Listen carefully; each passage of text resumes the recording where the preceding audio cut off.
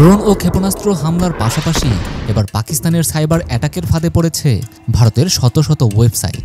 একে একে পঙ্গু করে দেওয়া হচ্ছে ভারতের সরকারি ওয়েবসাইটগুলো। ভারতের ক্ষমতাশীল দল ভারতীয় জনতা পার্টি তথা বিজেপির প্রধান অফিসিয়াল ওয়েবসাইটটিও এই হামলার শিকার হয়েছে। পাকিস্তানের এই সাইবার হামলায় শুধু বিজেপি নয়, সীমান্তরক্ষী বাহিনী, BSF, crime research investigation agency, মহানগর টেলিকমিউনিকেশন কোম্পানি লিমিটেড সহ একাধিক সরকারি সংস্থা ও প্রতিষ্ঠান এই হামলার শিকার হয়েছে। এছাড়া ভারতীয় বিমান বাহিনীর মতো গুরুত্বপূর্ণ ওয়েবসাইটেও আঘাত হানে তারা। বর্তমানে ভারতের বিমান বাহিনীর প্রধান ওয়েবসাইটটিও অচল অবস্থায় রয়েছে। এছাড়া সবথেকে চাঞ্চল্যকর তথ্য, ভারতের প্রায় 2500টির বেশি সিসি ক্যামেরা হ্যাক হয়ে গেছে এই সাইবার অ্যাটাকে।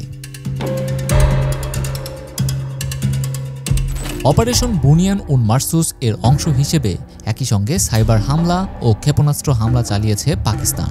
এই সাইবার হামলায় ভারতের 70% বিদ্যুৎ সঞ্চালন ব্যবস্থা অকার্যকর হয়ে পড়েছে, যার ফলশ্রুতিতে ব্যাপক বাধার সামনে পড়তে হতে পারে ভারতকে। ভারতের বিরুদ্ধে সামরিক অভিযান চালানোর পর পাকিস্তান তার পারমাণবিক অস্ত্র ব্যবস্থাপনার সংস্থা ন্যাশনাল কমান্ড অথরিটির সাথে জরুরি বৈঠক ডেকেছে। আজ ভোরে পাকিস্তান ভারতের একাধিক সামরিক ঘাঁটি লক্ষ্য করে হামলা চালিয়েছে। এর মধ্যে ভারতের একটি ক্ষেপণাস্ত্র সংরক্ষণাগার লক্ষ্য করে হামলা চালানো হয় বলে দাবি পাকিস্তানের।